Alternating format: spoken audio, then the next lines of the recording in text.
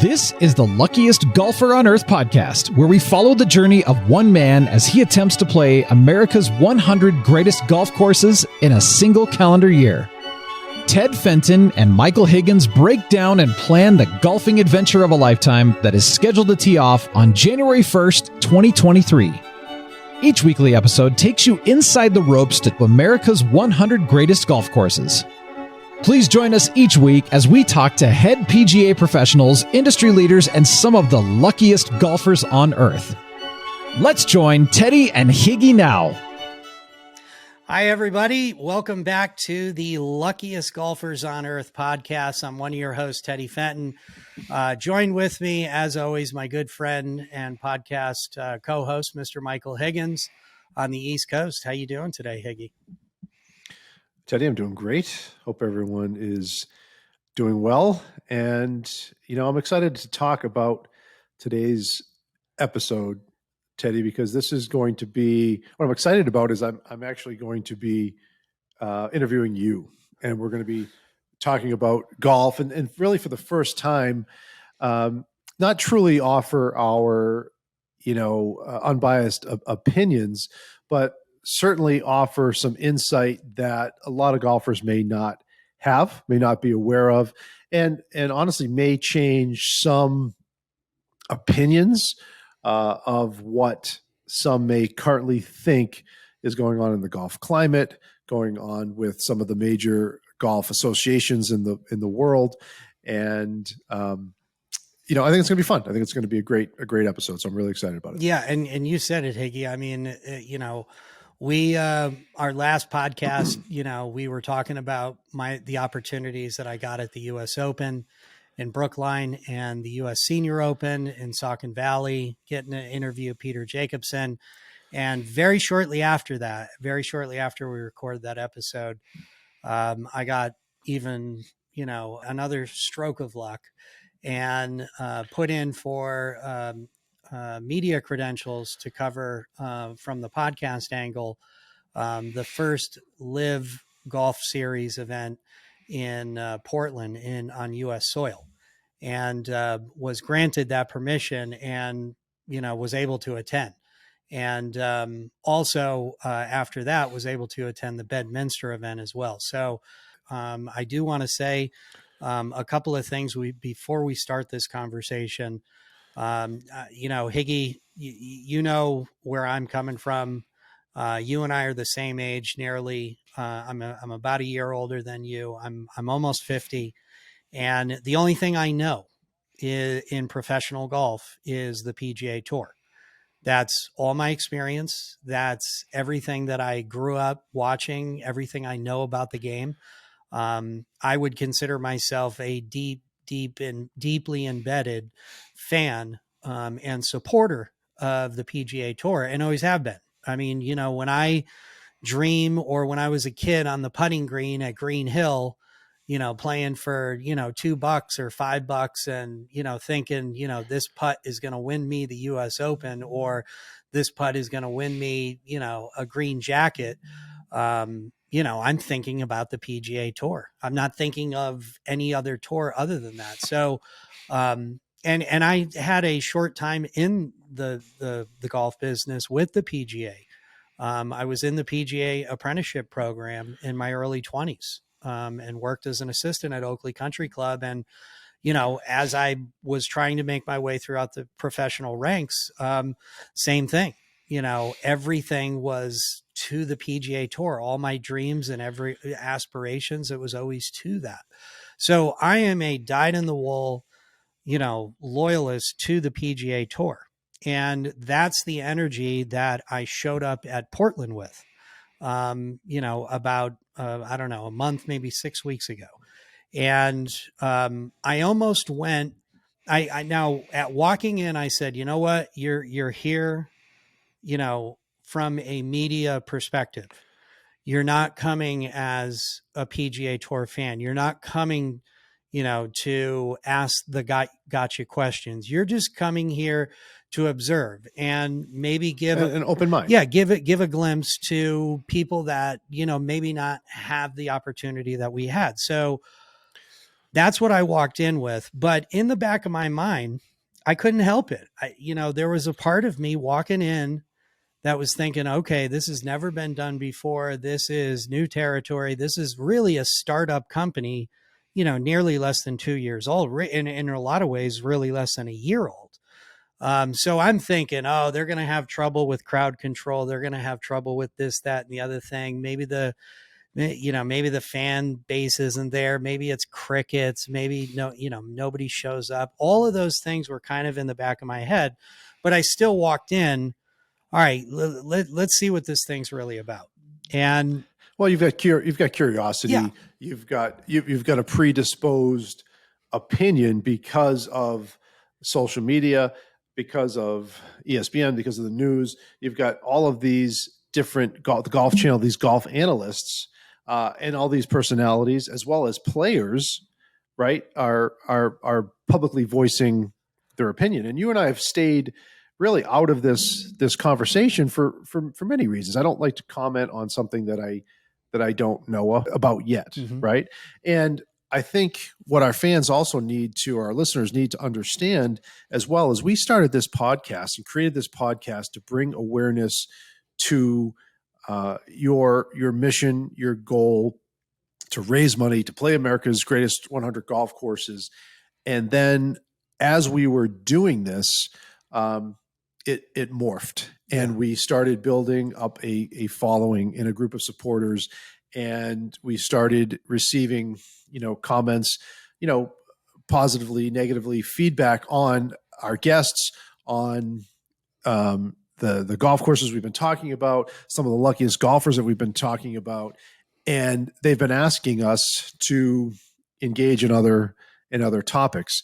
So going to Portland with full media credentials because of the podcast, you went in there as a reporter. You went in there as part of the media. Yeah. And what I like about the fact that you went there is, you didn't go with an agenda. You didn't go there with any predisposed notions about what the LIV Tour is all about. You didn't go in there, with a PGA Tour T-shirt on. You went in there as a media representative, representative of our podcast, of our brand, and honestly, you had unbelievable access with some of the greatest golfers in the world who have chosen. They have made their decision to play on this new tour, right? And and you're there as a media representative. So I think I'd love to open some eyes, unless you're logging in and watching the LIV events, or you're following social media, you don't have access. It's not on TV. There's no highlight reels. It's all secondhand news, if you will. But you being there, you walking the fairways, basically being inside the ropes is pretty cool. So I'd love to, let's take it. You fly into Portland. You're going to the Pro-Am day, and what is amazing is there is no one there, right? There's no fans. There's it was kind of an eerie feeling. It was wild. It was, I mean, I've been to a couple of PGA Tour events like on Tuesday and Wednesday when they're putting up the stands and, nobody's really there and it's just, on staff people. So I had a sense of it, and it was kind of like that. But I will say that it was like walking in, I was thinking, wow, this is a big apparatus. Before I even got to the range, before I got to the golf course, the entrance, like the welcoming, just the signage that they were using, it was super heavy, on their, all of their things that they're trying to pump, where it was like you walk in, a gigantic welcome sign, and it's, boom, 54 holes, golf but louder, don't blink, these are all the things that I'm seeing. And as I walk in, I take a look at Pumpkin Ridge, just the stats, and it's a beefy course. It's a US Open level, maybe not quite there, but I think it was like 7,500 yards that they were playing. And, there was still maybe room to crank it up to close to 8,000 if they really back the tees up. And the golf course, without any fans and just me walking the grounds, that place was immaculate. I mean, it was in incredible shape. But walking around, I got a sense like, okay, this is a little different. This is not a PGA Tour event. I mean, there was a huge rock and roll stage, literally like a gigantic big stage right next to the range. And there was music blaring. I mean, it was, when they're talking about music at the LIV Golf events, it's loud. I mean, it's loud. It's a show. It's a party. And that was me walking in. So I walk in. Now, Teddy, are the fairways roped off? Are tees roped off? Greens are roped off. Yes. Every hole is roped off. So that felt similar to yes, that felt similar. But the main difference was, this. When I went to the US Open in Brookline, I mean, you had very, very limited opportunities to engage with the players, even like in between, like green to tee, going from hole to hole. But at this event, because the ticket sales were limited, well, at this event, like the first couple of days, you have the draft party, which I wasn't able to get to. But that was quite a spectacle where they draw the teams and figure out, who's who, or who's playing with who. Then the next day was the Pro-Am, and it was really neat. And I thought, from a Pro-Am perspective, it was really nice that these participants got to play with two pros. It wasn't just one pro in the group and three amateurs. In Portland, it was two pros and two amateurs in the group. So, like imagine playing with, Phil Mickelson and, Brooks Koepka in your group and two other guys, or, Dustin Johnson and Patrick Reed together, or, Pat Perez and Abraham Answer or whoever. So, and no fans at the Pro-Am. So it was unbelievable access for the media. And because I was relatively new to the game, I was kind of taking a step back, and I just wanted to see, from, a bird's eye view. I wasn't really asking questions. I wasn't, engaging with them. I was still kind of feeling like, hey, these are big time PGA Tour players, and sometimes when you're at a PGA Tour event, because the players are so insulated and protected, there really is a separation, and that kind of was not there at the LIV event, and really at the Bedminster event, it carried over. It was the same kind of thing where it was the Pro-Am set up and no one was there. And holy smoke, Mike! I mean, you've seen a lot of the video from Bedminster. I mean, I was able to. They were engaging. Oh well, it was pretty impressive. Okay, here with Mr. Patrick Reed. We are the luckiest golfers on earth. So, Patrick, for all our fans, how many aces do you have on the card? Only 2 in competition. What about total lifetime? 3. Right on. Where are they? So one was at home in Augusta, Georgia, and then the other 2, one was at Shell, Houston Open, and then the US Open. Wow. So what number on Augusta? So one at Augusta National, and when I lived in Augusta at Forest Hills, then I think it was like number 7 on one of the 9s. Of all of them, all 3, what's the one that pops into your head the most? US Open for sure. Oh, yeah. Sitting there at Wingfoot, knocked it in on hole 7, and that was the year, unfortunately, we weren't able to have fans. So it was just crickets. So, anytime, especially that flag. Well, I know everybody in the country was on their feet at home, jumping off the couch for you. Exactly. My coach was there. He was behind the green. Instead of yelling anything, he just put his hands up. So I guess he kicked it. Right on, dude. God bless you. Thanks, bud. Thanks, Patrick. Yeah. Good luck this week. Bye. See you, man. Okay, folks, here with Mr. Lee Westwood, Teddy Fenton with the luckiest golfers on earth. So, Lee, how many aces? How many aces do you have total in your career? I'm not sure. I've lost count. It's either 21, 22, or 23. Whoa. Okay, you're the winner by far. Okay. I'm playing longer than everybody else, aren't I? Well, okay. I do hit it straight. So let me ask you this. Of the 23 aces, what's the one that's the one you think of? I had a hole-in-one in Germany and won a kilo of gold. That was fairly memorable. I had a hole-in-one in Malaysia and some guy got a mortgage for a year, paid. Wow. Which was nice for him. You literally jarred one and paid off a guy's house.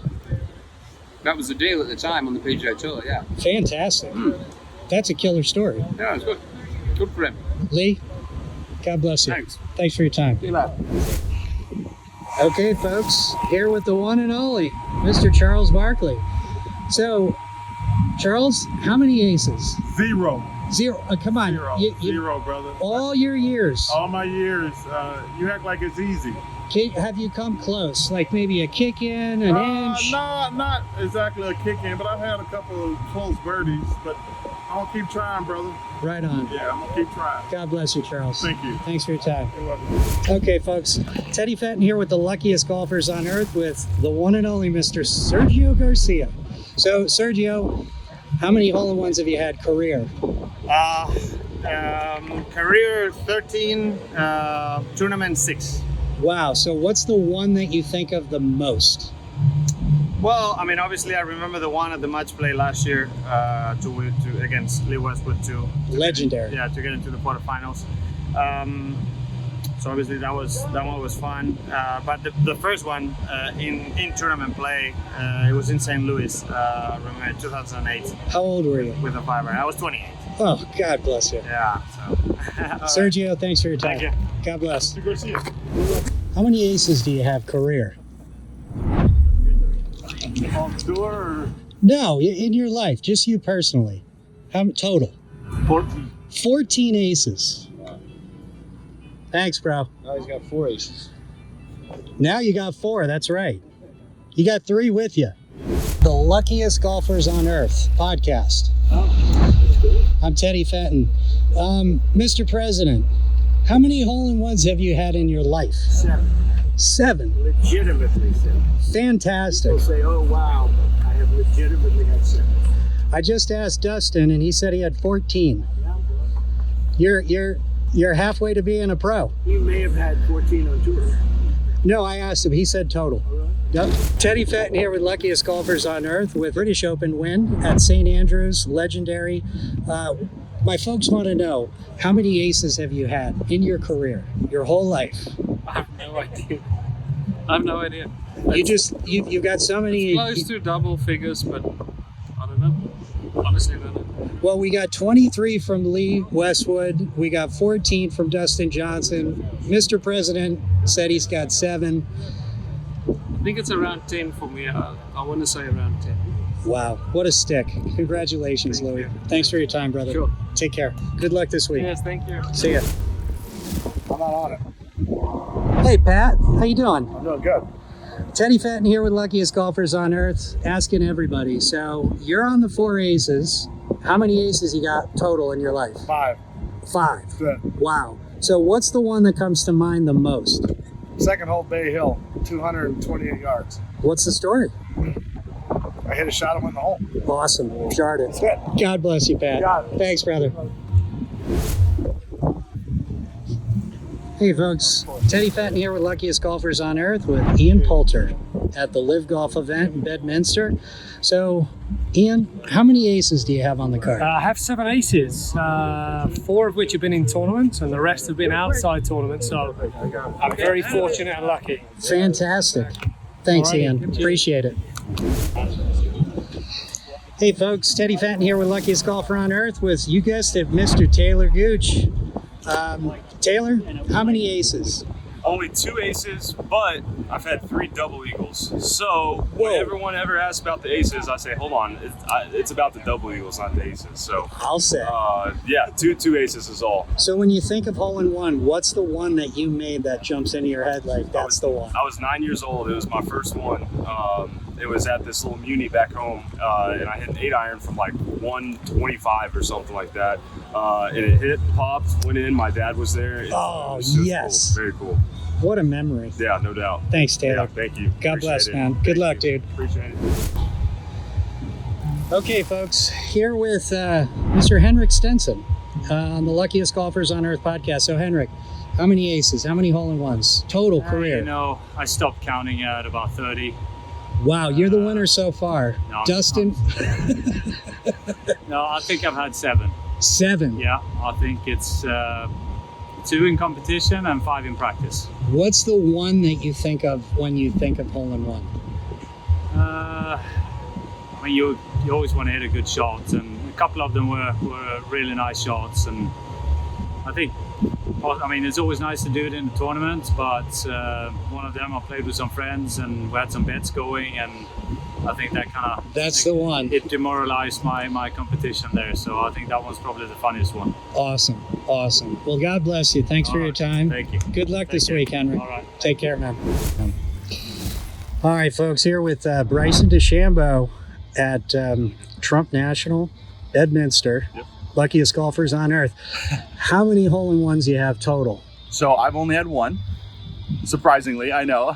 Yes, I've had a lot of good stuff, but I'm not that lucky when it comes to making hole-in-ones. I don't know what the deal is. You're lucky winning majors. That's right. I've done that, but I think for me, one hole-in-one. Where do you guys think it was? What do you think it was? Well, I know. Augusta National, we talked about this, number 16. That's right, 16. So that's a pretty special one, something I'll never forget. And to be honest with you, if that was the only hole-in-one I ever had, I'd be content. You're the man, dude. Thanks. Appreciate it. Yep, no problem. See you, man. See you. Hey, Teddy Fenton here with Eugenio Chikara. Absolute stud out of Oklahoma State. Here at the LIV Golf event. How many hole-in-ones you got? Nothing. 0. Get out of here. Yeah. No way. Yeah. How close have you come? Yeah, I had a lot of close ones, but I never had a hole-in-one. Okay. I got a couple double eagles in par 5, but not hole-in-one. Hopefully this week. Well, I was surprised. I asked Bryson. I thought he'd have a bunch. He's got 1. He had 1 on 16 at Augusta on Sunday. That's pretty good one. That's a pretty good one to have. So, good luck this week, man. Thank you, man. Appreciate it. Hopefully you get an ace on the card. Yeah, that'll be good. Thanks, buddy. God bless. Yeah. Hey, folks, here with Peter Eline at the Luckiest Golfers on Earth. Peter, how many hole-in-ones? How many aces you got? I count that I have 8, but there's a few that are like asterisk based. Can you please explain?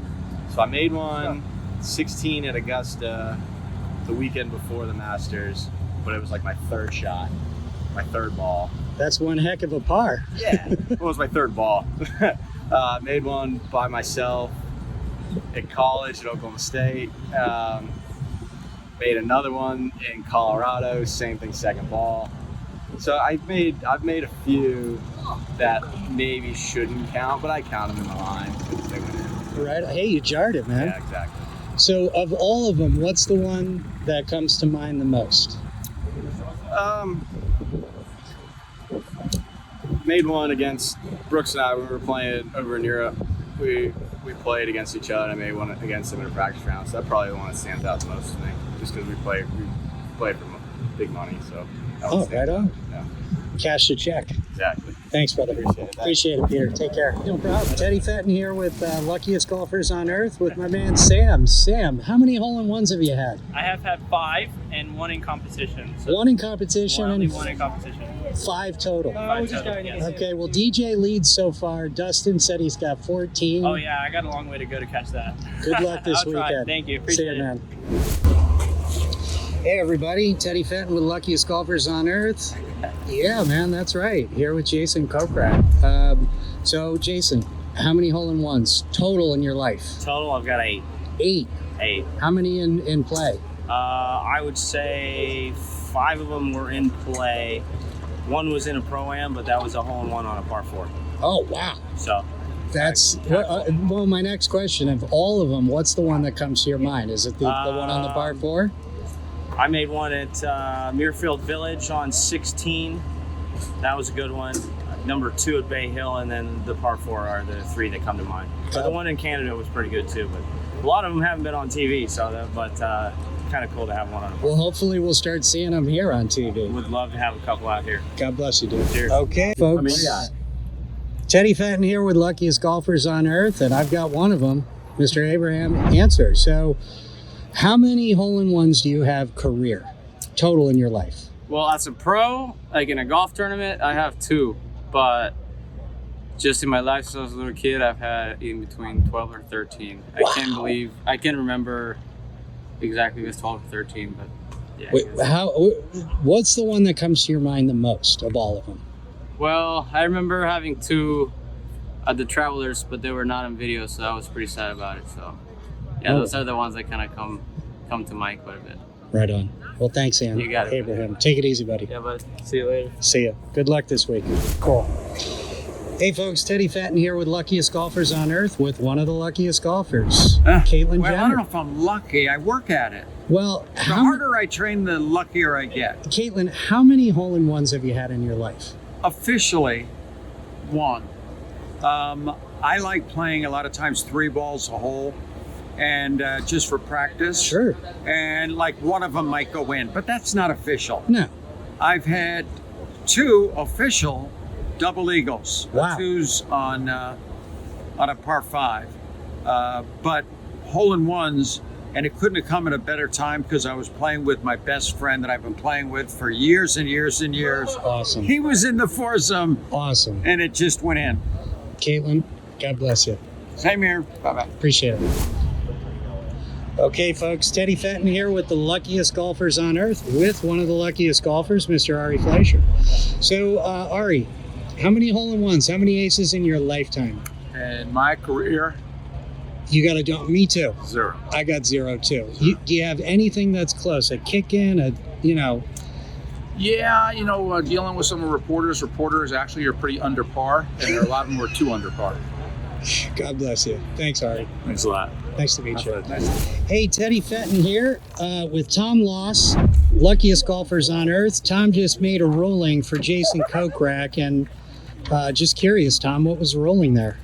Well, Jason had a interference from an immovable obstruction because the cable that was holding the generator in place actually was wrapped around the tree, so he couldn't move it far enough to get relief, and so therefore he was able to take relief without a penalty, nearest point plus 1 club length. And did you see the shot he hit?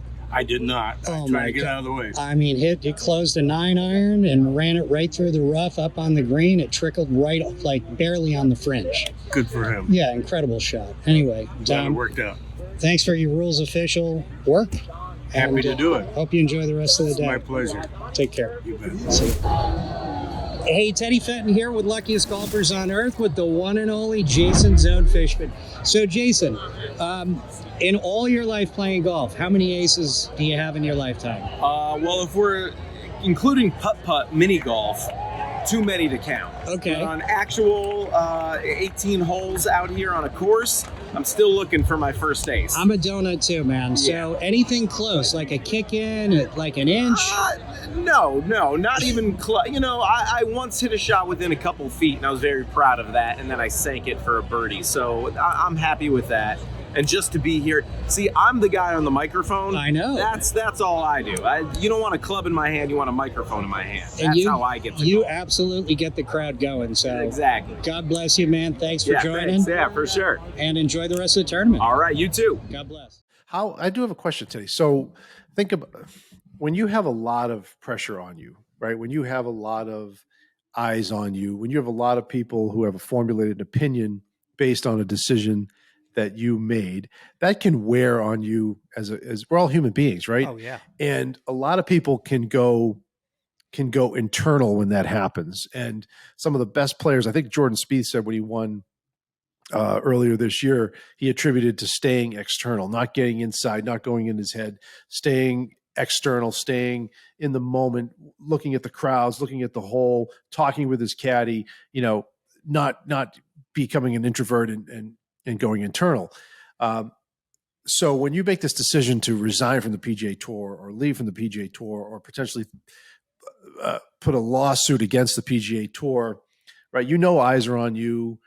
People are watching you. Your fans want you to succeed, but the people who disagree with you want to see you fail. So to me, I would have so much weight on me that as much as I wanted to stay external, I think it would wear down on me. So what was it like? Were these guys engaging with the crowd? Did they want to say hi to you and talk to you as media?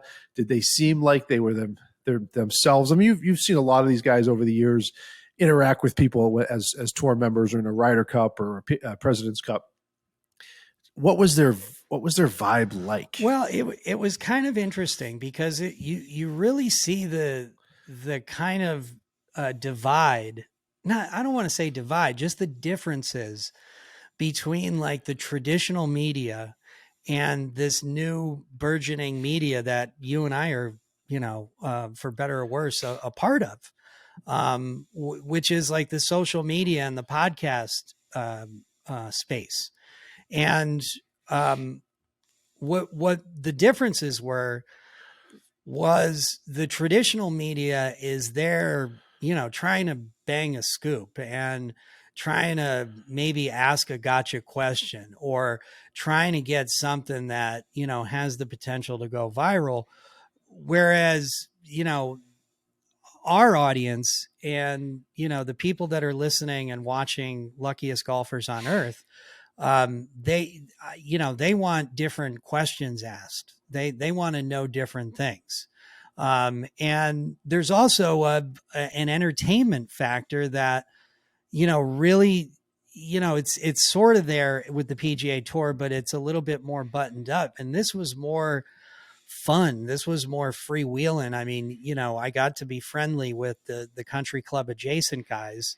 And they're, famous for the back off challenge where, they stand on the tee on a par 3 and, they're all stand-up comedians and rip into, whatever their appearance, their hairdo, their pants, or, trying to get in their head so that they back off from the shot and say, hey, stop it. Like, quiet. I need to hit this shot. And that having them in the press conferences, like I think one of the first press conferences that I went to, I want to say it was DJ Brandon Grace, who ended up winning the Portland event, won $4.something million, 4.375. And then not a bad couple days. Yeah, for a weekend. And then Carlos Ortiz. And I think Griff said something like, how do I get the affection from my father? And it was like, that was like the opening question. and DJ was just like, dude, I don't know I can't help you with that. Sorry, man. But it was perfect because it really just, everybody just kind of giggled and was just like, it really set the mood where it was like, hey, we're playing some serious golf, but there's music playing in the cart. Like there's music playing all over the place. The beers are $5. The merchandise was a lot of t-shirts. It was hard to find a collared shirt for sale. The team aspect is something that, I mean, that I really want to get into, because that is the untapped thing that, I mean, just think like, the feeling that people have during the Ryder Cup, the feeling that people have during the President's Cup, even the Solheim Cup, any kind of, or the NCAA golf championships, like Walker Cup, sure. All of it. When there's a team element, there's an added flavor, and that, unfortunately, to a degree, is always been missing on a weekly or on a tournament wide basis on the PGA Tour. It's really been more driven like tennis is, where it's really individualized and really honing in on the number one players. But, like the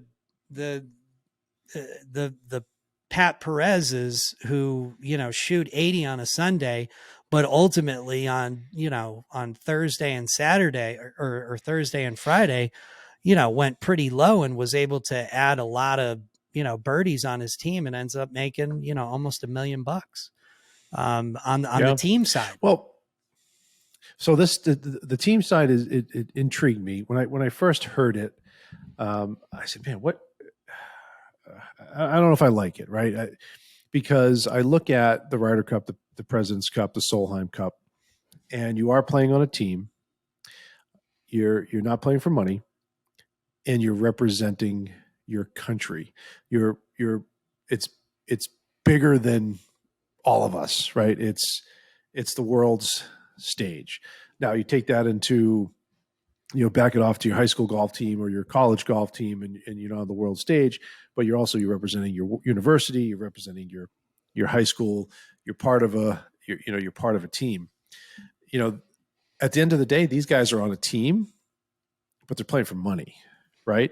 Does that impact your opinion on the team aspect at all? And I'm just trying to play devil's advocate. It's a great question. And I will say this, on the last day at Portland, first and second place were absolutely locked up. Like one thing no chance for the other teams. One thing I will say about the teams, I mean, think about it in terms of this, like everybody that's involved. I mean, you've got 48 players and, they're all studs to a degree, but, towards the bottom you have, some guys that have a lot of game, but I don't know if they're the Phil Mickelsons or the Sergio Garcias or the Lee Westwoods or the Ian Poulters or the Brooks Koepkas, Bryson DeChambeaus. I don't know if they're at that level, but regardless, they're a part of the team. Okay. So if you're up against Dustin Johnson, Patrick Reed, Taylor Gooch, and Pat Perez, that right there, I mean, when I saw that grouping, I was like, that team is going to destroy everybody. That team is, I mean, that's like strong stacking team. The deck. I mean, that they're going to be like, the UConn, women's basketball team, man. They're never not going to be in first place. Even if Pat shoots 80 every week, they're still, because the other teams, like, I will say the Majestics, they made a move at the last event in Bedminster and ended up coming in second place. Teddy, who are the Majestics? What players make up that team? Who's on that squad? Well, it's an all English team basically. They traded positions. I think Ian Poulter used to be the captain, and then Lee Westwood's the captain now. But it's Ian's still on the team, so it's Lee Westwood, Ian Poulter, Henrik Stenson, and it's not an all English team. I'm sorry. Henrik Stenson was added. Henrik's German, right? Was added to Henrik Stenson's a Swede or Swedish. He's Swedish. Right. But and Sam Horsfield. So it used to be an all English team, and then Henrik Stenson came into the LIV program, and then he brought them the Majestics to a second place finish, which let's not make light of the team play. First place is $3 million split for the team for 4 people.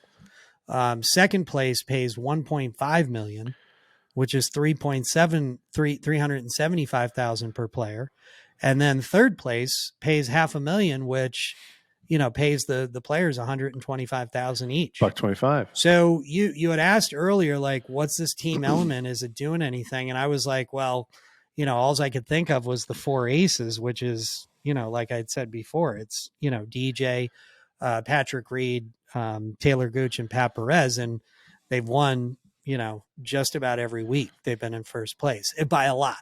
But third place, every or the 2 events that I went to has there's been some momentum right at the end. Like, just to give you an idea, in Portland, I am literally on the 18th green with the winning group. And I had started on the tee with them and got incredible footage, literally 5 feet from them teeing off on 18. It was DJ, Carlos Ortiz, and Brandon Grace, who was the ultimate winner. They all ripped it, 3 of them down the middle. I walked right down the middle of the 18th fairway, right behind the caddies, right behind them. Went over to the side and filmed their second shots coming in. And then I walked in with the crowd. And what was really cool at Portland is they dropped the ropes as soon as the players went by, just like they do or used to do at all the British Opens.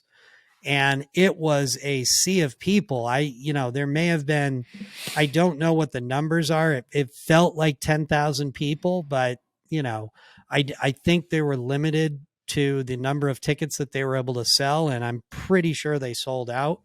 But it may have only been 6,000 or 8,000 people, but it was still a deep of enough crowd. And, it was a party scene. So when they dropped the ropes, I got caught in a whole sea of people and kind of had to make my way up to the rope to duck underneath it and then get up onto the 18th green to film everything.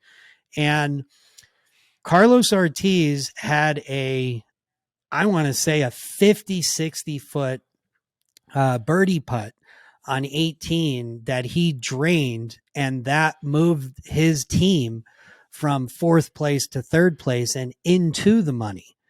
And I had video on, and he plays for the Fireballs. And the Fireballs are Sergio Garcia. Sergio is the captain. Abram Answer, Carlos Ortiz, and Eugenio Lopez Chacara. And Eugenio is the stud out of Oklahoma State, who's an unbelievable player. But Sergio, Abram, and Eugenia are off on the green. And when that putt dropped, I threw my camera over to that team, and those 3 guys were going absolutely ape. Eugenia jumped. He looked like he had a 60-foot vertical leap. Dunk. He jumped in the air, pumped his fist. They were high-fiving, and right in front of Pat Perez. And even though Pat had already locked up, first place, it was pretty cool to see that. And the whole crowd, I got the whole crowd, going crazy for him dropping the putt. Panoramic. So that putt meant something, but everything else, it was kind of wrapped up at that point. So how does the team scoring? So for our listeners, how does the team scoring work? It's a combined, however deep you go, so it's all about birdies. All 4 scores added up. Yeah. It's all about birdies, and it's all about eagles. So, however deep you can go deep, because it's a combined score. It's the 4 lowest guys. And like I said, is it relation to par, or it's just they add up the 72 holes each day? No, it's a team play. So it's like, they were a total of, I think, 23 under after 3 days of play as those 4 guys on their best ball. So a team bogey hurts the squad. Oh, dramatically. Hopefully they're birdies of the work. Yeah. But, got it. And the same thing happened, I should say, at Bedminster as well. Matthew Wolff has been, kind of quiet. He came out of the gate, huge player. And then, people making all sorts of noise. He doesn't like to play anymore. Like, these people are nuts. Like, the kid's an unbelievable stick, and he's young. I think he's like 22 or 23 years old. And he put the scuba gear on Sunday at Bedminster and shot 64. And ended up coming from kind of nowhere and ended up pulling into 2nd place. And 2nd place at a LIV golf event is nothing to sneeze at, man. It's $2 million something for 2nd place. No, that's a lot of money. Yeah. Teddy, whether it's been right or whether it's been wrong, or whether it's just been the way it has been, golf has been, one of the very few sports where you're not guaranteed a salary. Nope. And you kill, you eat what you kill, if you will, right? The money that you earn playing golf is the money that you make. Now they have some endorsements, right? They're all clothing, equipment sponsors, and maybe some other products that they endorse, so they can make some money there. If you play for the New England Patriots, you're guaranteed a salary, right? You play for the Red Sox, you're guaranteed a salary. When you're with the Celtics, you're guaranteed a salary. When you play on the PGA Tour, you're not guaranteed. You're guaranteed the opportunity to play while you have your card, while you have status. You're guaranteed to play, but the money that you take home is going to be based on what you do, not what anyone else does, right? So the live model is a little bit different, right? So these are smaller fields. There is no cut. LIV, Roman numerals for 54. It's a 54 hole tournament. It's not 72 holes. But whether you finish first or you finish 48th, you're guaranteed a check, which is different. That's enticing. It's a guarantee. And some of the guys on the live tour, right, are our age, Teddy. Yeah. Right? They're in their late 40s. When you don't have a guarantee anymore and you have an opportunity for a guarantee, it's pretty enticing. I'm going to play X amount of events. If I finish last place, I'm guaranteed to make X. If I play well for 1 week, I have an opportunity to make more in 1 week than I could make an entire year playing in another tour, right? And I'm not going to get into anything with regards to where the money is coming from. I'm just getting into golf. I'm just talking about what each tour is offering. And today we're talking about the LIV Tour because you've experienced two of their events. But I get so many questions just because I'm in the golf industry. Yeah, I work for the PGA of America. You work for the PGA and I have an amazing relationship. 25 years. And I have an amazing relationship with the PGA Tour. They're one of our biggest partners. I've got so many friends that work for the tour. We have a wonderful, professional relationship, and I've got a lot of personal friendships with staff and players on the tour. So nobody's a bigger PGA Tour fan than me. But I'm intrigued by this new kind of shiny penny that's in the golf world, right? And I'm going to be honest with you, Teddy. I was hoping when you went, you would come back and say that it sucked. This sucks. This is terrible. They didn't do anything right. Things were a mess. From start to finish, there were I had pages and pages of mistakes. I was blown away. And you called me after the first night. You were like, I think your quote to me was, "They're doing everything right." And as a media representative, everything from the media center to the food and beverage to the way you were treated to your access. I mean, it was, from the sounds of it, first class. Oh, I mean, 5-star all the way. And, I don't have that much experience. So I was relying on the more veteran reporters, the more seasoned, I met the guys at Golf Digest, Golf Magazine, ESPN, Sports Illustrated. These were the creme, Golf Weekly. These were the creme de la creme media guys. And they were all just like, this food's amazing. The AC's ice cold in here. We've got everything that we need. Do you see these chairs? I mean, they were literally commenting about the fabric of the chair. It was a pretty nice office. Everybody had a nice office chair. It wasn't like, a folding chair. It was, a padded leather, comfortable, armrest chair on wheels. So it was comments like that where I was, kind of bowled over. But I will say in Portland, there was a lot of, I'm getting some, rolls of the eyeballs. Like, what are you doing there? Why are you covering this? I'm not sure if I should be here. It was really wild. And, you and I had talked about this a number of times. I mean, did you ever think, coming out of the pandemic at the height of the golf business, and everybody like, holy smoke, there's no way we can eclipse this. Like we are the king of the castle right now. Golf is the only thing anybody's been doing for the last year. And I think this LIV PGA Tour rift or fight or, difference of opinion or whatever you want to call it, it's trumping that. I mean, it is in the public space. It's at the fountain at work. It's, I see it on MSNBC. I see it on Fox. I see it on CNN. It's going to be on Good Morning America pretty soon.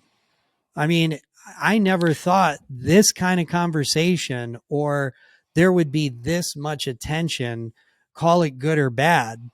This is great for the golf business. I think it just in general. I mean, when has it dominated the news cycle like this, other than, well, I think, Tiger, getting divorced, and that whole blow up. I think if by that you mean people are talking about golf, so golf is part of the conversation, then I certainly would agree, right? So talking about golf, golf being on the news, golf being talked about in other arenas that normally are not spending as much time talking about golf, I do agree. That's where anytime you talk about golf, any kind of news, right, is good for the game. Where I wonder what's going to happen is if LIV gets the access that the PGA Tour has, if the Golf Channel starts airing some of the rounds, or if there's a TV contract in the future. I think, again, if it stays internet based, you're still gonna have a limited audience until it's accessible to everyone. Now, and I know the internet is accessible to everyone, but our parents, may not be sitting in front of their computer watching a golf event when they can turn it on their TV. So I wonder how the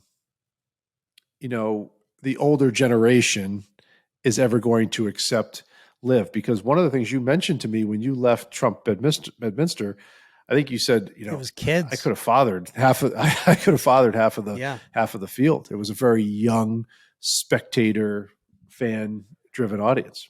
I was surprised. Both Portland and Bedminster were the same. Oh, okay. All right.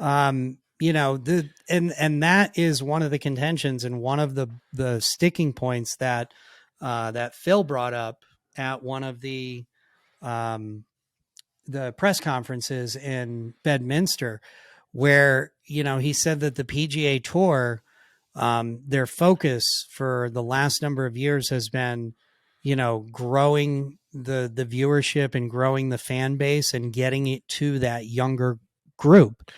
And sure. Phil's sticking point was, look, when we started that conversation 10 years ago, the average age of our viewer was like 61 years old. Well, in 2022, the average age of the viewer is 65 years old for the PGA Tour. I think the great thing about LIV is that it's got the ability to adapt, make adjustments, and change things and make it better instantaneously. I think that's a big thing. But the reason why I'm so high on LIV Golf is it addresses the two areas that for the 30 years I've played the tour, they have tried and struggled. Meaning, LIV has a chance to bring professional golf throughout the world. Players here, when they sign up, we receive a ton of money, and we give up our schedule, and we commit to wherever they hold the events. We're going to go and we're going to be there, and they have the ability to move professional golf throughout the world. I think that's a really big thing as we try to grow the game of golf throughout the world. We might not feel it here in the United States, but globally, I think that's going to have a big impact. The other thing is, we as a game and sport, the viewership has gone up 5 years to the average age, I believe, is 64, and we have to target younger generation. And I think that the way that's going to happen is two things. One, it's not a 12-hour day having to watch golf all day. You've got a 4.5-hour window. And second, when I think a streaming partner comes about, I think it's going to revolutionize the way golf is viewed, because you'll have no commercials and you'll have shot after shot after shot, and it will capture that younger generation's attention span, and will open up a lot of opportunities to get the younger generation, which again, for 30 years we've tried to do, and it's gone the other way. So I think LIV Golf addresses two really big areas, and that's not even talking about the team aspect, which is a whole intangible that is difficult for anybody to grasp. But I notice how people like to identify with a team rather than just individuals, and so that's something I don't fully grasp how big that could be. But that's an addition to those two main areas that I'm talking about that I think we're going to see a lot of benefits in the game because of. Thanks, guys. So his contention was, look, we're going in the wrong direction. It's not working what they're doing. And to his point, like I said, it was, I was an old guy. I was an older guy out there. I got a lot of, excuse me, sir, pardon me, sir. Like, I don't get sirs when I go to PGA Tour events. I'm young man. So it was wild. And that's one thing that I think, I don't know if the PGA Tour has an answer for that, because, the future of the game really is, like what happened to me when I was 14 years old.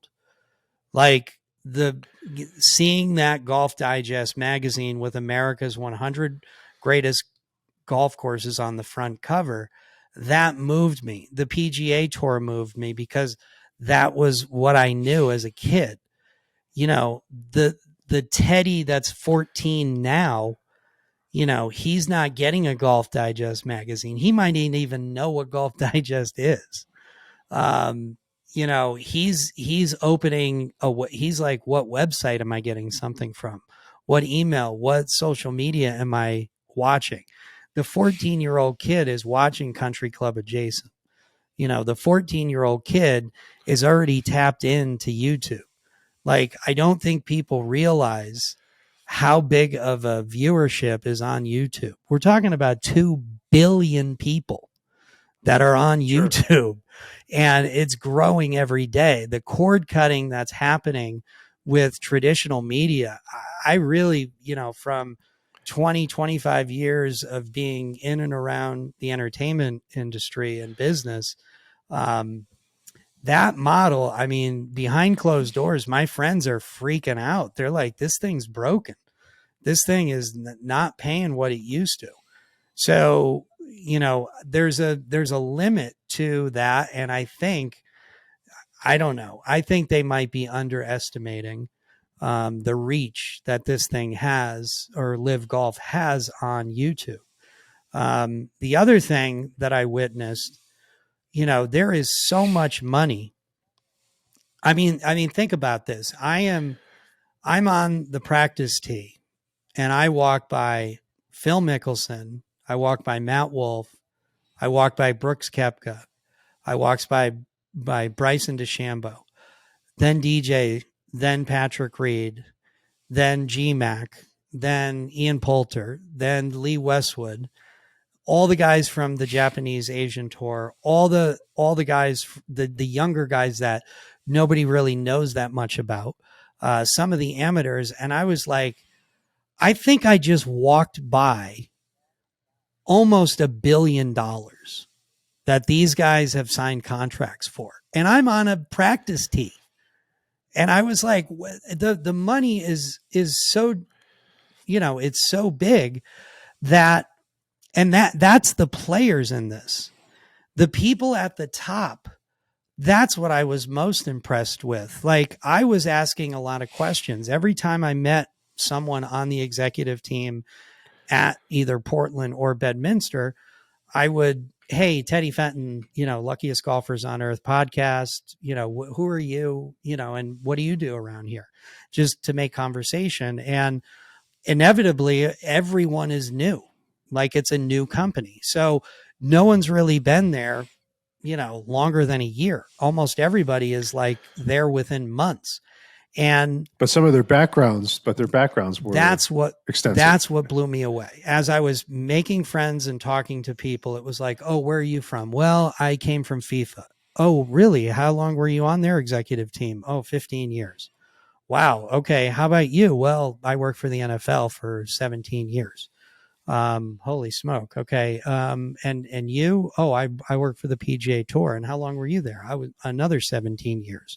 And then there were, people that I met from F1 racing, that had been there, multiple decades. And now these are all the executive, leadership team at LIV Golf. And I was like, whoa, this thing really has an opportunity, because those people, like when you look at some of the, and this is my takeaway after the last two events that I went. I think I've got an inkling of what Greg Norman really is after with the LIV Golf Series. And he, absolutely wants to take on the PGA Tour. He wants to give, the players a better opportunity.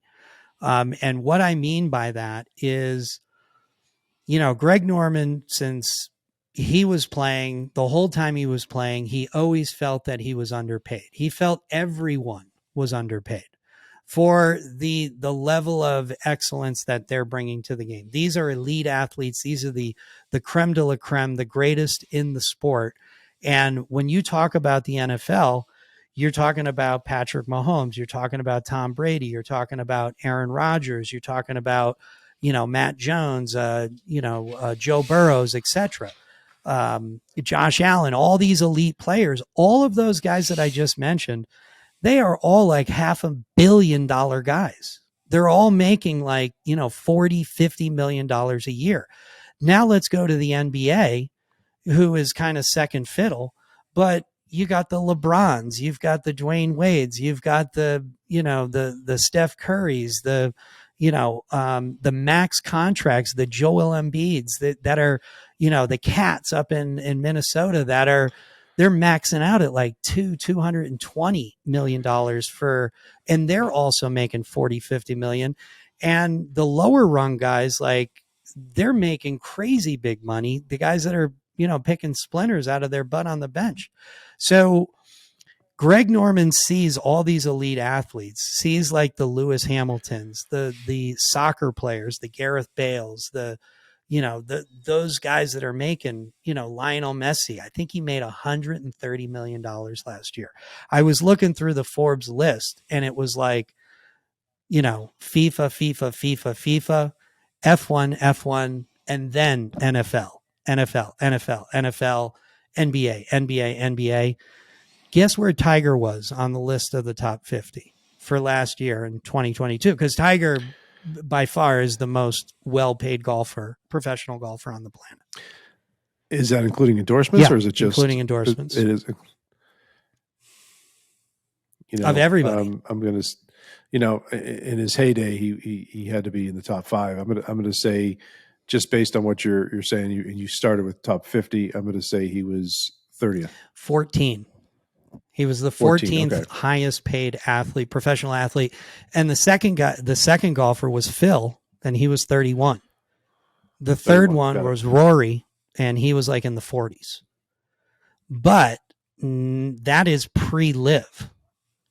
So with these mega contracts, you're going to have a DJ on the list now. You're going to have a Bryson DeChambeau on a list. You're going to have Patrick Reed. If Cam Smith ends up going, you're going to have him added to the list. So all of a sudden, with like one investor, Greg Norman has kind of gotten his wish that his players now are super, super, super well paid, and they're getting the just due. And I think that's the selling point behind closed doors to get these players to make a move, where Greg is, he can talk to these guys. I mean, you and I were talking about it the other night when, Greg, kind of was flexing in front of Rory, where he was like, "Hey man, I'm no slouch. Like, I used to be a good player. I mean, I've got a bunch of majors. I've got,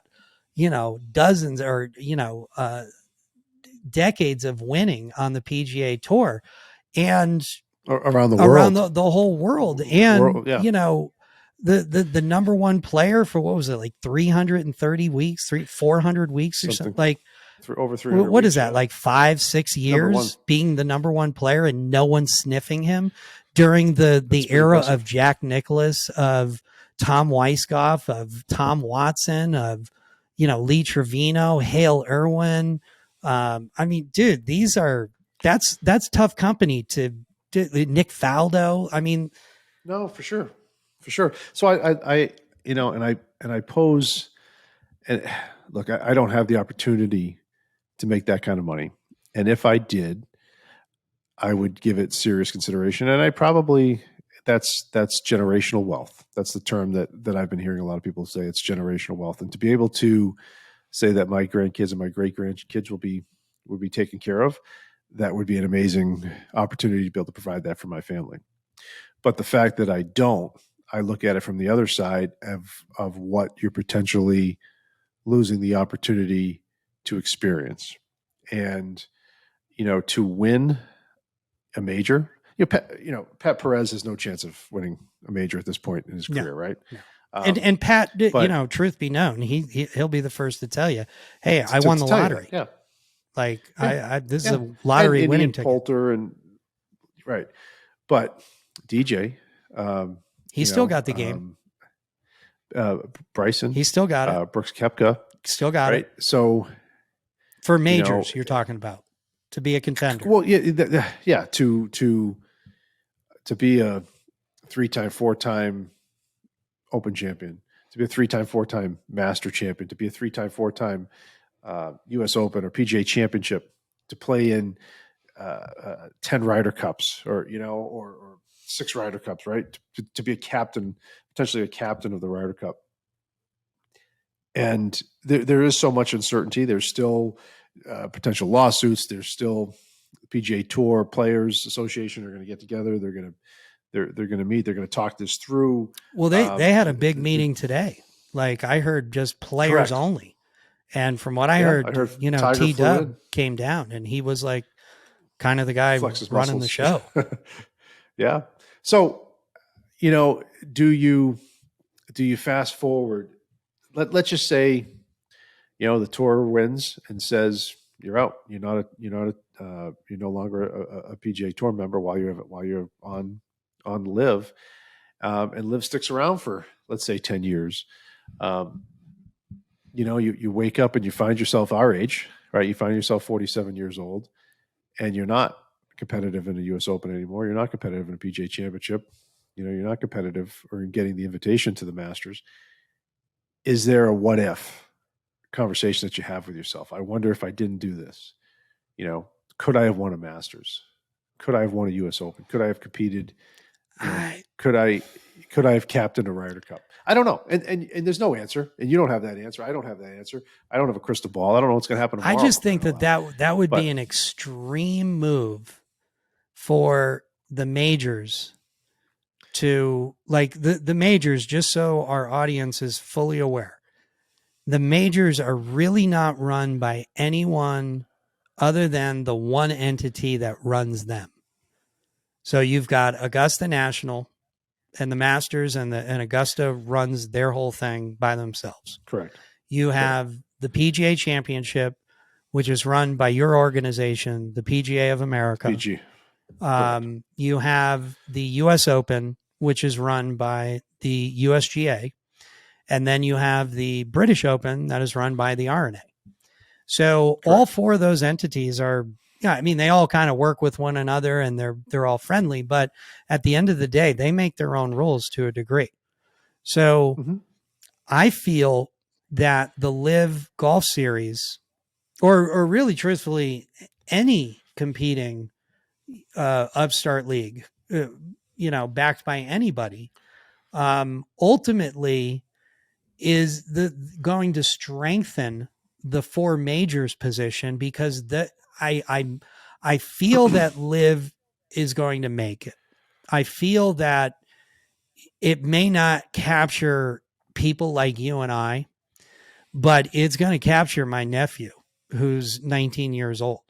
Much quicker than he's going to get attracted to the PGA Tour. Unfortunately, that's just facts. I mean, their social media game is way better than the PGA Tours, and they're, 3 events into their infancy. So, Sure.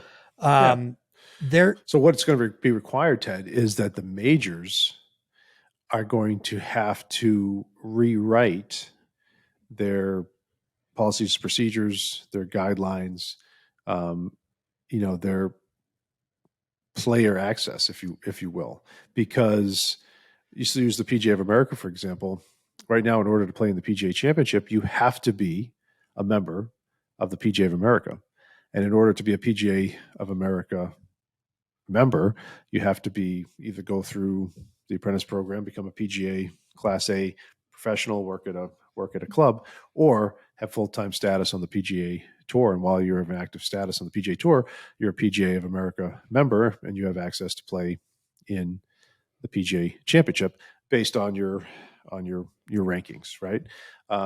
U.S. Open is an open event. You can qualify for it, but a majority of the field has access based on their world rankings, right? Their tour rankings and where they stand. Same thing with the Open Championship and the Masters as well. Masters has their set invites, past champions, U.S. Amateur, winner, runner-up, mid-amateur, all that, and then the top players in the country. So can we talk about that? World rankings. Can we talk about that for like 1 second? What you just brought up. Yeah. So let's just take Augusta for the example that you just brought up, like past champions. Okay. Sure. I'm just going to go off of memory. Okay. So you got Sergio Garcia. You're talking about LIV members who have LIV won members the Masters. who have green jackets. You've got Sergio Garcia, Charles Schwartzel, Phil Mickelson, Dustin Johnson, Patrick Reed. Sure. Let's just call it. If there's more, I apologize. Let's just say there's 5. And I know Phil's got a couple. So are they going to say no to those 5 guys next year and say, sorry, even though you're past champions, you're not welcome here to play? That seems so drastic and so far-fetched. I just don't see it happening. Yeah, I don't either. Again, that would be rewriting their kind of guidelines. We had the other conversation. This is a what if, because Cam Smith may not be going, but if he is, I mean, that guy just won the British Open, which means he's exempt for the next 28 years for the British Open. He can play for the next 28 years, whether he qualifies or not. He can start on Thursday and Friday. And I believe it locks him in for 5 years at all the other majors. So he's currently the number 3 player in the world. If he hadn't gotten that 2-shot penalty on Sunday morning, he might be the number 2 player in the world. He's taken a week off, which that feels funny. That feels weird. And then he comes back and plays for a possible chance at winning the FedEx Cup, being the number 1 player in the world and player of the year. And then, the next week he's going to play at the Boston LIV event.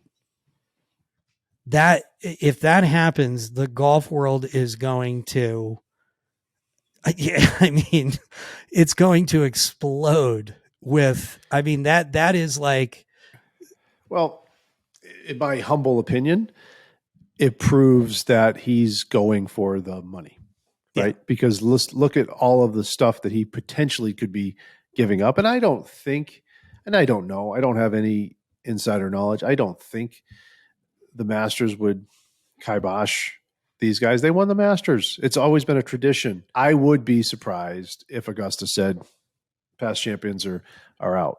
But you've got somebody who's that young, who's got that much potential, who just won a major.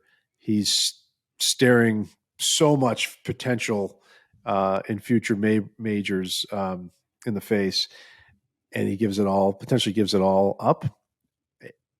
How can it be for anything else but the money, right? There's no prestige in winning a LIV event right now. There's no notoriety. Nothing comes with it. You don't get exemptions in the Asian Tour or European Tour.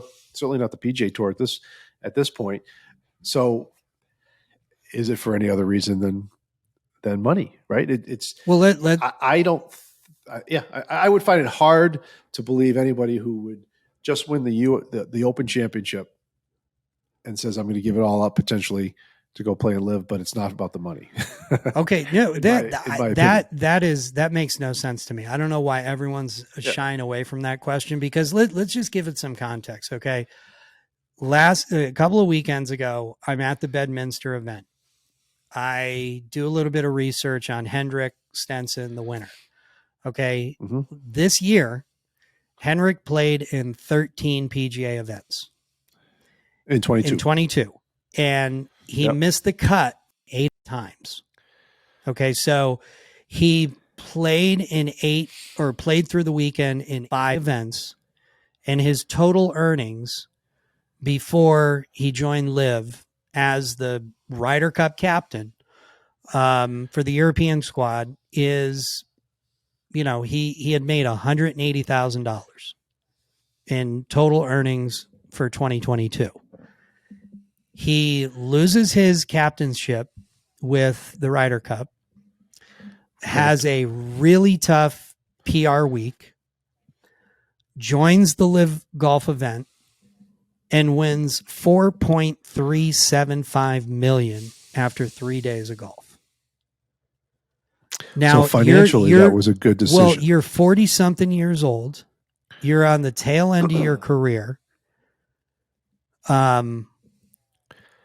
Man, that's I know no one wants to talk about the money, but dude, for a 40-something year old player, dude, think of this one, Brandon Grace. Okay. Look, I think Brandon has an incredible game, but largely unknown. Turned professional 2007 on the PGA Tour for 15 years. Total earnings in that 15-year career, $12 million something. In 3 LIV golf events, he has made more than 60% of his total career earnings in 3 weekends. Dude, we're talking $8 million he's made almost. Yeah. In 3 events, he's made $12 million in over 15 years. This is what an opportunity. Nobody's talking about the money, but this is, imagine if the PGA Tour was at this level. Then, well, we may never have seen a competitor, right? They owned the space for a very, very long time. There's been mini tours forever. Right. The guy's grinding it, trying to earn enough money to pay for Q school, right? And I've run Monday qualifiers for Korn Ferry events and nationwide events when it was nationwide and PGA Tour events. I see Champions Tour events, but to grind it out, to shoot a 66 and say, sorry, that wasn't good enough, hit the road, try to get into town at the next event to try to do it there. That's a tough life. That's a hard way to make an easy living. And when you do have access, when you do have status, when you have your card and you have the ability to play week in and week out, right? You're on the road, you're away from your family, you're living in hotels, or you're renting a house. It's a journeyman lifestyle, and it's not quite as easy because your season is year round. If you're that fringe guy, if you're that guy who's trying to keep their card, you have to play every opportunity that you can, right? You're Jordan Spieth or Justin Thomas, you can be selective, right? You can be if I need to take a week off, I need to take a week off. I'm not worried about my card. Right. I've got my exemption. That stress is not there. But if you're trying to grind it, Oh, the guys say, trying to get in I don't the top 125 that are like grinding each week, like a lot of those guys play 35, like 40 events a year. Every cut counts. Every cut counts. It's amazing. It's amazing. So I see Mike, that. we should give the people context what that means. So like, let's say, I don't want to name any names. Let's say you're like the 180th best player in the world and you're playing in a PGA Tour event. You might have an entrance fee to play in the event. You might, you've got air travel to get to the event. You've got a hotel for, let's start out 3 days if you don't make the cut, 6 days if you make the cut. Well, you're playing the Pro-Am too. Well, yeah, you're so getting maybe in a town on week. Monday. Yeah, practice rounds. You've got a rental car. You've got meals. Well, now you got to double that up too, because you got to cover all that for your caddy. And if you have a golf coach, if you have a golf psychologist, if you have a girlfriend, that number's times 5 now. So these guys on the bottom that are, like barely making $1 million, people are like, wow, $1 million a year playing golf. Look at their expenses. See what they're actually putting in their pocket after everybody gets paid and everything's said and done. And, you're basically living out of a suitcase in a hotel room, waiting in airplane lounges. And, it's not all, glory. It's tough. And now think of all that effort and all that gutting out, and you got a 10-foot downhill slider, to get to the cut line on Friday, and you miss it. And you're packing your bags and you're going back to the range on Monday, hoping you can get to the next tournament. Yeah, you're thinking about that. And if that guy makes 0 for that trip, 0. Technically negative, right? Yeah. Oh, With all yeah. the He's expenses. in the hole after all those airplane Yeah. tickets, rental cars, hotel rooms, meals for him and his cat. Even if he's doing it peanut butter and jelly sandwiches, it's still probably 10, 15 grand a week. Now there is compensation for playing in some Pro-Ams, and players do have endorsements, and players do have sponsorships that do cover a lot of their travel expenses and whatnot. But those that are trying to make it in grinding, those that 180 number person that you were talking about, you're right. It's a tough lifestyle, and the guys who you see week in and week out on TV aren't quite living that way right now. They may have. I mean, some great stories about Freddie Couples, trying to make it, sleeping in his car. Yeah. Right. I mean, he earned it, and there are a lot of guys that were like that. I look at a local guy, Dana Quigley, who, I got to carry success for Dana a couple of times at Worcester. Yeah. And what he did to qualify for the Champions Tour. And he was a stud on the Champions Tour, man. And right, and once he got he won an event, and once he got his card, he never let it go. And he just played and played and played and cash checks and cash checks. So that's a wonderful success story. But pretty rare for that to happen late in life, though.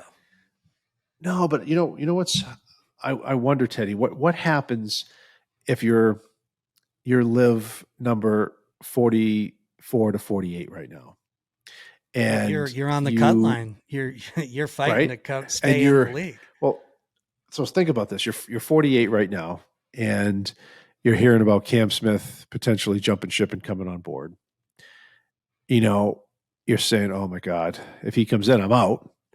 And then what happens, right? What happens? I don't know. I don't know. Is there guaranteed money for number 49? There has to be. Did he have a signing bonus? It's got to be a big enough number, because, the LIV guys are probably saying, look, you're on the bottom rung. We're trying to sign bigger players. So we're going to give you an opportunity for a year. We're not going to cut you for a year. We're going to give you this huge number, take this money and invest it, because if you don't play well, you're not coming back. And you may And be then what kicked off the happens? PGA Tour as a result. Correct. So it's got to be a big So that's enough number.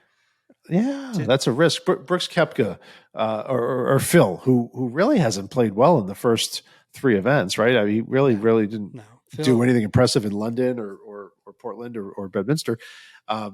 It's kind of like I was an old WWF wrestling fan. Right? So was I. Hulk Hogan. I was a Hulkamaniac. I remember when Hulk Hogan, he used to wear his bright yellow shirt and rip it off, right? And then he became a bad guy for a little bit, and he had that black outfit on. And Hollywood Hogan. NWO. Phil Mickelson New World Order. Phil Mickelson is like Hollywood Hogan now. He came back. He's got the beard and the sunglasses, and he's wearing like dark clothes all the time. It's like Hollywood Mickelson. He's like this the bad guy. Have you seen the meme game ever since like this LIV thing is like the meme game is awesome right now.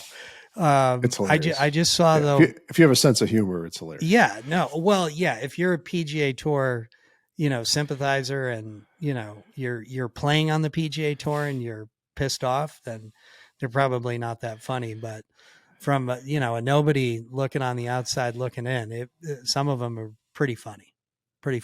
Oh yeah. No, there's some creative folks out there. But anyway, so you go back to that. I don't know what happens to those guys, right? If DJ's rumors were 150 plus million, Phil's was over 200 million. There were talks that they offered Tiger close to $1 billion to play on the tour, which he turned down. I mean, that's unfathomable money for me. I can't imagine, getting an offer of $200 million to play, for 4 years. Plus you're going to play for a purse that's guaranteed. I mean, it could be way more than that. Well, I mean, dude, Miami is 50 million. The championship, like at the end of October for LIV, is $50 million up the $50 million. So that means first place is like 8 million or 10 million. Unbelievable. Yeah, that's amazing. And even the team, if you win it and you're on the winning team, that's a great. How much better will that concert sound when you just won $9 million? Let's talk about the concerts, dude. Like, we haven't even touched on that. Like, these guys are really, really smart. I mean, the tournament ends at the same time because it's a shotgun. Everybody's done at like 5:30, 6 o'clock. You got a half hour to go into scoring, talk to a couple of media guys, wash your face, and then go to the podium for the trophy ceremony. You're done at 6:30, 7 o'clock. There's a concert that starts at 8 or 8:30. So let's say you're done at 6:30. The concert starts at 8:30.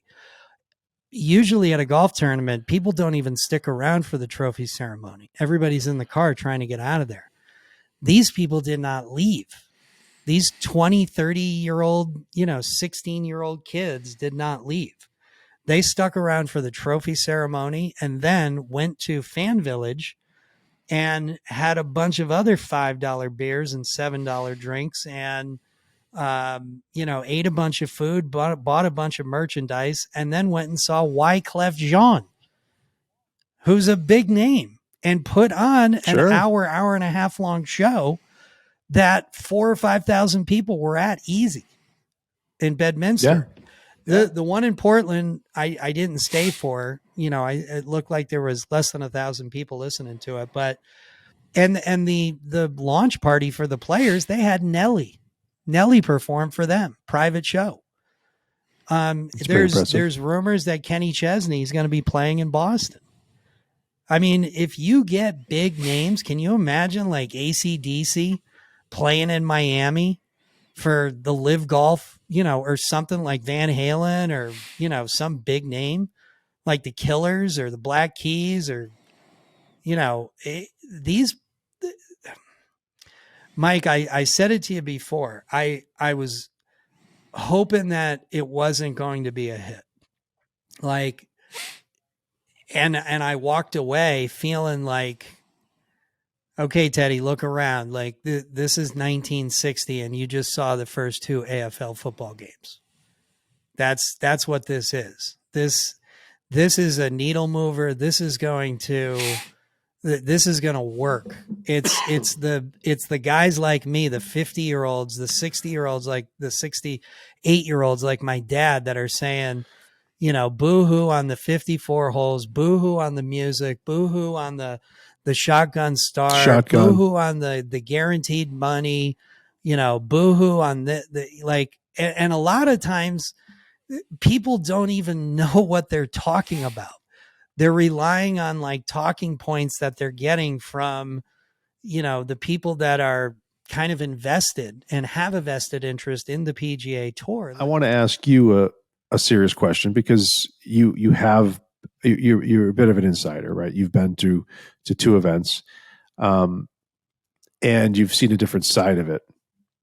Put yourself at those 2 events as a spectator, as a fan with general admission tickets, and not having the air-conditioned media center, the gourmet buffet, inside the rope access. Would you be saying the same stuff, or would it be a little different? And this is just asking you to be honest. That's a fair question, because literally I'm 5 feet from DJ. I met Donald Trump. I shook his hand. I met Caitlyn Jenner. I talked to Charles Barkley. I talked to like 25 of the players, had, an engaging interview conversation with them. So my experience was unbelievable. So the average fan, outside the ropes, watching the golf, it's a hard question to answer. I really don't know how to answer it, because truthfully, if I hadn't been granted the media access, I don't know if I would have gone through all the effort to get up to Portland to just witness it as a fan. Now, I will say, after having gone to Portland, I, said to myself, even if I don't get media credentials again for Bedminster, I am absolutely going to Bedminster as a fan. Because like I said, I was taken by the whole idea. I was taken by the whole presentation. And maybe my thinking is a little colored, because I did get to meet Greg Norman. I got to meet a lot of these guys. I talked with Bryson DeChambeau. I had interactions with people that most fans don't have, obviously. So I'm sure it colored my enthusiasm or my experience to a degree. But I will say that I did interview a number of fans at Bedminster, not at Portland. I talked to a vet in Portland who had gotten into the event for free, because LIV, gives anybody active duty or military veteran that, can prove that, they with their military ID, they get in for free, as well as a buddy. So they get a free ticket and a buddy pass. And a guest. So I talked to some veterans, but at the second one in Bedminster, I started asking, groups of kids, groups of college guys, like, hey, you guys having a good time? Why'd you come out? The guys here having a good time at LIV. Absolutely. So, hey, why are you here, man? Yeah, we're here at Trump National Golf Course Day in beautiful Bedminster, New Jersey. Came to see some players, came to drink some beers, have a good time, maybe catch a little concert if they have one today. There is. There is, yeah. So we'll catch that concert. Couldn't ask for a better day. We're happy to be here. Right on. How about you, man? Good golf, only an hour away. Not too expensive. Right on. Worth it. Cool. How about you, man? Just here to see some bombs. Yeah. Who are you pulling for? DJ. Right on. 100%. Right on. Hey, you're watching good golf. Yeah. How much are the beers? $6 a pop. $6. Deal. That's it. You can't beat it. Right on. PGA. Cheap beer, cheap, good golf. Right on. No ticket fee. Beer for free. Caught a promo code from one of our buddies. Can't miss it. Right on, dude. Well, hey, thanks, guys. Appreciate it. Enjoy the day, man. Like I said, this is not even a tryout. Like this thing hasn't even started. What's really going to move the needle is next year. Like, and like it or not, I believe that LIV has the momentum. And this is what I'm talking about. Like the last two events going into the Bedminster event, you've got, Tony Finau, who I'm a huge fan of, winning back to back. And it was like a blip. Like there was not a whole lot of talk about it. And that's something that should have been celebrated way more than it was. And I believe it was because LIV was really kind of dominating the conversation. And they were, smaller tournaments. But now you've got the PGA Tour at the end with their FedEx series and the FedEx Cup. They've got two more events, and then the PGA Tour is done until January. And you're going to have LIV kind of in the driver's seat, I'm afraid, for all of September, all of October, and it's going to be the only golf available. And in November and December, I feel like they're going to still dominate even more so as they go into their really inaugural year in 2023. So like I said, I didn't think that you and I would be having this conversation. I don't think that you and I would have had the conversations that we've had behind closed doors for the last month and a half about, do we talk about this? Do we just, sidestep it? Do we concentrate on what we're doing? And we kept coming back to, hey, this thing is morphed into, let's bring the world some of the luckiest golfers on earth. And if we can get access to, legendary tour players like Lee Trevino or Chichi Rodriguez or, Peter Jacobson or, Greg Norman or guys like that, we should probably try to do that. We have a unique opportunity. We have this platform, and we should maximize it to the greatest benefit. And, my drive initially when this thing first started was selfish. It was, hey, my body's breaking down. I want to complete this mission before it's too late. And I'm scared, I'm getting weaker every year. I'm running out of daylight. I want to do it. And then once that decision was made, all of a sudden it was like, okay, this isn't about you, Teddy, anymore. The platform is huge. You're now aligned with a charity. You're trying to raise money. Then it was the podcast got developed. Then even more things happened. Then, we got media access to a couple of USG events. Then the LIV opportunity opened up. And now we're in a different spot than we were before. But, my drive has morphed into, let's try to raise $1 million. Let's try to help some veterans. Let's try to help people that are dealing with some rough stuff. If I can motivate people while I'm getting through a very difficult challenge to try to play America's 100 greatest courses in a 365-day period, doing it all from an RV, all from the road, walking all 18 holes 100 times with a caddy, doing all of that stuff to try to motivate people and inspire people to get up off the couch and gut through whatever they're dealing with. And at the same time, try to raise a bunch of money and move the needle for many needed programs. I'm totally invested in that and totally game. The only certainty I can provide on this podcast today about LIV and the PGA Tour's future, whether they're going to coexist, the only certainty I can provide is I don't know what's going to happen. Me neither. That's the only certainty I can provide. This is all, it's a guessing we game. don't know what's going to happen. It's completely a guessing game. Would I like everyone to play well and play nice in the sandbox as a golf fan? Yeah, I would.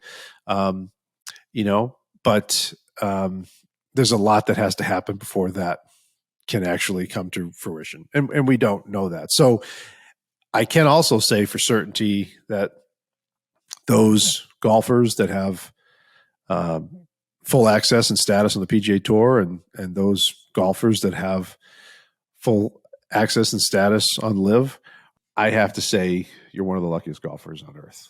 And, you know, and that's why we're talking about them and talking about it. And I think it's been great for you to peel back the curtain. And I think we're going to peel back the curtain a little bit more as we share some of the amazing videos that you have, some of the interviews that you have with the players at Bedminster and Portland. And what's great, honestly, is we didn't get philosophical, we didn't get political. You know, we just shot them straight, asked everybody the same question, and you know, I think it was great, and I think our listeners and our fans are going to enjoy, some of the engagement that you had with a lot of these players. You're right, Mike. This is all about the luckiest golfers on earth. You and I are certainly in that category. We've met a number of people along this journey.